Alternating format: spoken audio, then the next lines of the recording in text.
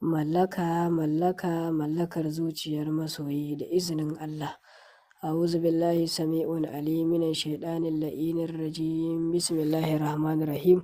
Al'ummar musulmi na faɗin duniya kamar Togo, Najeriya, Liberia, Libya, Saudi Arabia, Tanzania, Burkina Faso, Mali, sauran Afirka da sauran ƙasashe, ina kowannen fatan alkhairi.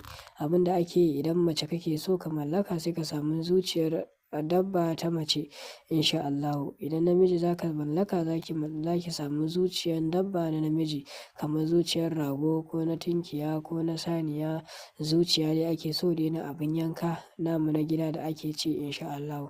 Za a samu zuciyar shi a ciro sai a samu allura guda 100, za a samu allura guda 100 ba ɗaya.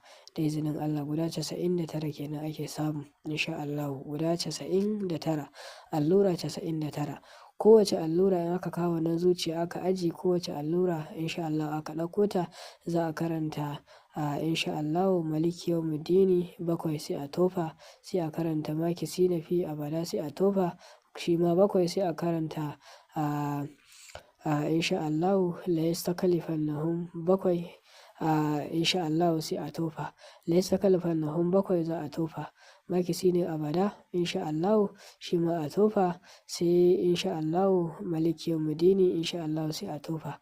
Idan aka tofa sai a tsira ta, sai a ɗauko wata allura ita ma a karanta mata waɗannan abubuwa sai a tsira. Haka sai an gama tsira su gaba ɗaya insha Allahu sai a samu jan yadi sai a nannaɗe wannan zuciya insha Allahu sai a samu rami a binne, sai a samu abin sadaka ko a yanka a yi sadaka ko a samu dabino ko ƙosai ko wani abu dai insha Allahu sai a yi sadaka da izinin Allah. To za ka mallaki zuciyar masoyinka insha Allahu. Sannan za ka yi da cikakken niyya insha Allahu. Sannan duk guda ɗaya idan ka tsira za ka kira wane sau 3 insha Allahu.